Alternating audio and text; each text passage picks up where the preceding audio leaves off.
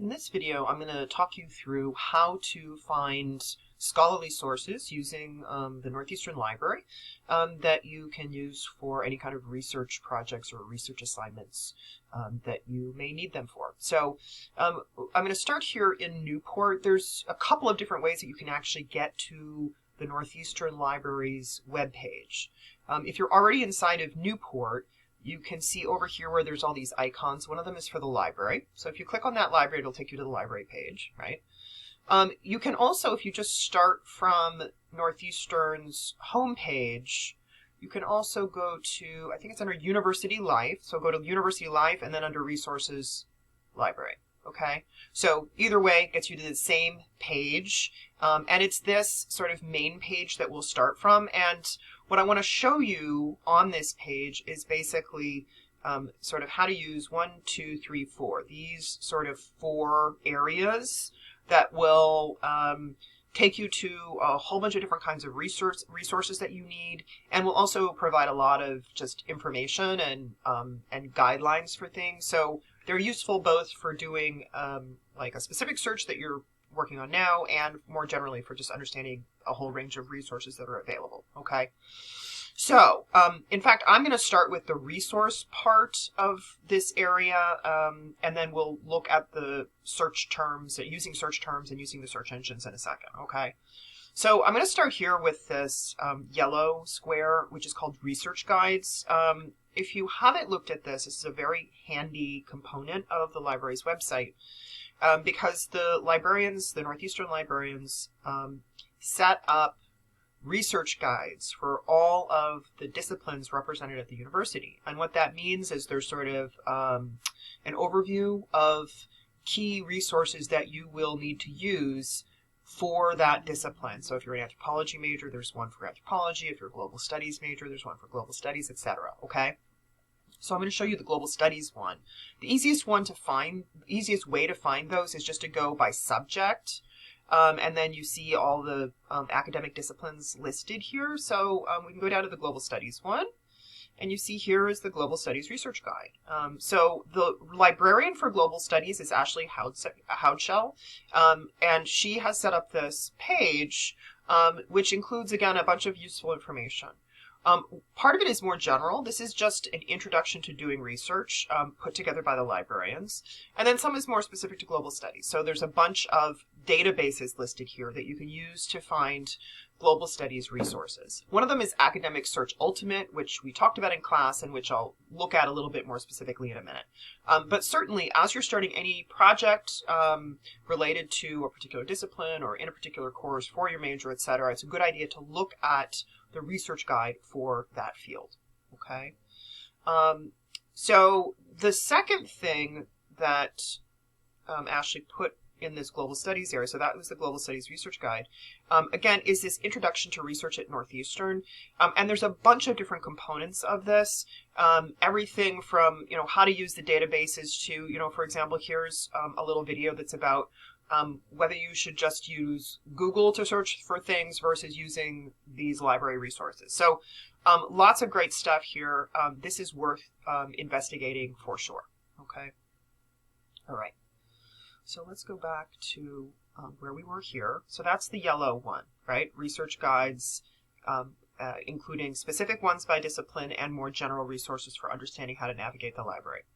The gray one is the next one I want to look at. And this is how you can easily get an appointment to meet with a librarian. Another fabulous option that you have through the Northeastern Library. In general, what I would suggest, if you have really basic questions about how to do a project or how to frame an assignment, I would start by talking to the professor of that course for sure. Once you get into the process, though, if you're, for example, having trouble finding published sources on your topic, or you're trying to get a hold of a book through interlibrary loan and for some reason it's not working for you, whatever it might be, something a little bit more specific, like once you've done the basics, you would like some more support on something having to do with your research process, then you can come to that part of the website and you can easily make an appointment to meet with one of the librarians. So for example, Ashley, who is, you'll notice that the librarians sort of, each of them has a few fields as sort of their area of specialization. So you want to choose the librarian that is associated with that field. So if we want an appointment with Ashley, because we're working in global studies, we click here. And then again, there's a really easy way to just go ahead and claim an appointment with her. They're organized in 30-minute blocks, so you can find something that fits with your schedule, right? So you can, I'm not going to do it now, but you can click, you can go meet in person, or you can do a Google Meet session, okay? So again, another great option there to keep in mind. That's in the gray square. Okay, so now we're down to the process for searching for specific sources for a project paper that you're working on, okay? To find journal articles, which is typically the place that you're going to start, you're going to want to go to this blue square. So let's go ahead and click on that. And what this will give you is a list of the electronic databases that the Northeastern Library has access to or gives access to. And there's a lot of them. As you see here, there's 239. So some of these will be more relevant to what you're doing than others. They are often organized by either subject or by discipline. So it's worth scanning through them to figure out which ones might be the most relevant. You can also go to the research guide for your particular field that I mentioned earlier, and that gives a list of the specific databases that are best suited to that discipline, okay? For now, I'm going to start to demonstrate a search using this one, Academic Search Ultimate, because it's a very broad database that has holdings from lots of different academic fields. It's a broad, multidisciplinary database. So it's a good one for many fields to use, and it's certainly one that can pretty much provide information for almost any topic you're looking for. So let's use this for our example of how to do a search, how to find, again, scholarly sources for a research project. All right, so here we are in the search field, okay? All the databases will have something similar to this. That is the place that you go to try to find something relevant to your project. My own opinion is that for any of these, the best way to start is to go to the advanced search option. That will just allow you to tailor your search a bit more, which will often make it more effective, okay? So these areas are where you're going to type in your search terms, and you can, as you see, just put in 1, you can put in 3, you can always add more lines. The more search terms you add, if you're using AND, the narrower your search is going to get, right? If you put 1 term, you're going to bring up everything that has that term in it. If you have 2, it's everything that has both of those terms, right? So the more search terms you add, the narrower, the more specific the results will be, okay? You can use something other than AND if you want to. I'm just going to start with an AND search because I think that's probably the most commonly used. The other thing that you can notice down here is there are other ways to narrow your search. So again, if you already know the parameters of the project you're working on, it will help you to go ahead and choose those right away to make your search results, better, more useful for you. So what I would suggest, for the sake of searching for sources to use in a research paper, definitely click peer reviewed, right? And if part of what you're trying to do here is find stuff that you can access right from your search, like that come up in a full text, a PDF, or whatever, then I would also click full text, okay? So you're already narrowing it down to sources that are going to be a good choice for what you're doing, okay? So let's try a search, and I'll show you what it looks like. So I'm going to come up with some terms that I'm going to use for, a made-up project that I'm working on in global studies. Let's say that it is a project on gender in film globally. So I'm going to put in gender, film, and globalization. These are connected by and. So I'm looking for items that have all 3 of them, these terms in them, okay? Again, I'm looking for peer-reviewed pieces only and those that are full text. So I'm going to do my search. And I get a whole bunch of hits, right? 9,000 to be exact. And this is common. These are very large databases, which is why, the more you can narrow your search, the better off you'll be. Obviously, it's too time consuming to look through all 9,000 of these, and some of these are more closely related to what I want than others. So, but you can already start to see some of the things that are coming up. Just pulling up this list isn't the end of the process. I'm still going to have to look through these, see what they're about, see which ones actually seem like they're best suited, and perhaps continue to narrow my search or do other searches, okay? Once you bring up this list, in the databases, typically there's ways to further refine it. So, for example, if I go over here, one of the things I might want to think about is, how recent do I want my sources to be, right? If I'm looking for something, that is sort of the most current scholarship on my subject, then I'm going to want to narrow the date range more than it's narrowed. So what came up in these 9,000 hits falls between 1991 and the present, 2023. So stuff published in 1991, for the subject that I'm talking about, is certainly going to be, for the most part, probably out of date, probably less relevant, right? So I can go ahead and change this. Let's say I only want to look at stuff published in the last, 10 years. So I'm going to take it down to 2013. And let that update, right? And that cut it, not quite in half. So it's still more things than I can look at, but it certainly is more specific, right? Again, these are the processes for pulling up the stuff. And then there's a lot of just sorting through it, looking at titles, reading abstracts. For example, if I click on something, I can see the abstract that tells me basically a summary of what this article is about. I can quickly read that and go, you know what, this definitely speaks to some of the things I'm working on in my project, so I'm going to save this one. Or I can say, nope, that's not it, right? And then I know that that's not one of the ones that I'm going to try to work with. So again, this is just a sort of example of how to find sources using this one database, okay?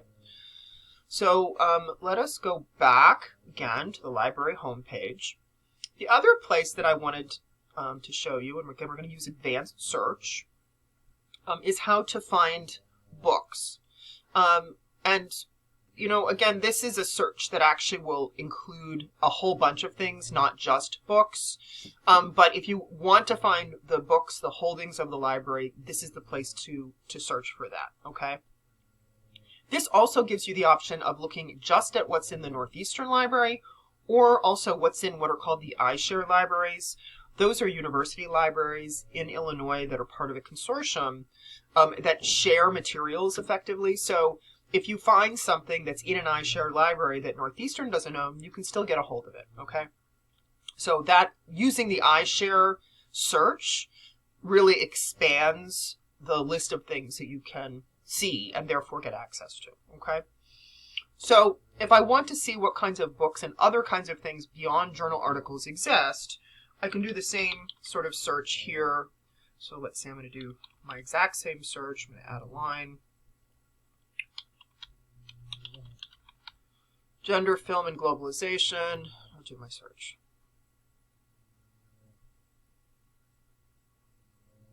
Sorry, my dog is snoring in the background.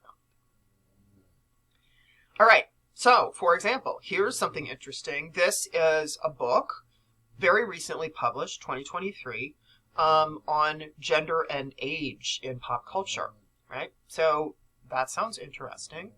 And if I want to get this book,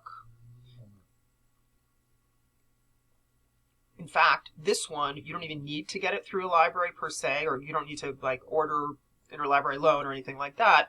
This is an open access book that you can get full text online. So it's going to transfer us here and we can see it there, right? So there's an increasing number of highly accessible research materials, ebooks, open access publications, etc., which is really great for being able to get a hold of stuff really easily. Okay, so here's another one. This one's from 2014, so not a bit like this one was available online, right? It's great when you find that. It makes it much easier to get a hold of. It's a more recent book, and that's one of the reasons for that. Here's one from 2014 about Bollywood. So if I wanted to get this one, which again, I'd need to get the hard copy, right? Because that's the form it comes in. And as it turns out, right, remember we're in the iShare search function. So we're seeing not only what's in Northeastern, but what's in any of these other Illinois university libraries. So Northeastern doesn't own it, but all of these other universities do. So it's actually quite easy then to order it. So I'm not going to do it now, but I can sign in here, and then that will, actually let me just see if I can just show you really quickly what that looks like. Yeah, so you sign in, and it shows you where to do that. And what I can do here is just go borrow the first available through iShare, right? And it'll pre-populate, right, the form even with the information. So this is this Bollywood book, right? So I'm saying I want the first one available, and then pick it up at Northeastern, right? It'll come to the main desk in the Northeastern Library, right? And basically I went, first available, so it'll just figure out which of those libraries has it, can get it over here quickest. I just go send request, which I'm not going to do, although the book sounds great, I'm not going to order it. And within a few days, typically, you'll get an email saying your book's available, your book's ready, your book's arrived, right? So, again, they make it about as easy as it can be. You really don't need to know anything other than to follow the clicks that are available on the page where you find that book. And it opens up, again, a lot more resources for you to work with. Again, this was, my intent with this video is just to go over the basics, how to navigate this part of the library website, where to look for books up here, journal articles in here, and then the yellow and the gray, how to access other resources like research guides, introductions to research, and access to the librarian support over here. So I hope this is useful as you continue to work on your projects. Thanks, bye.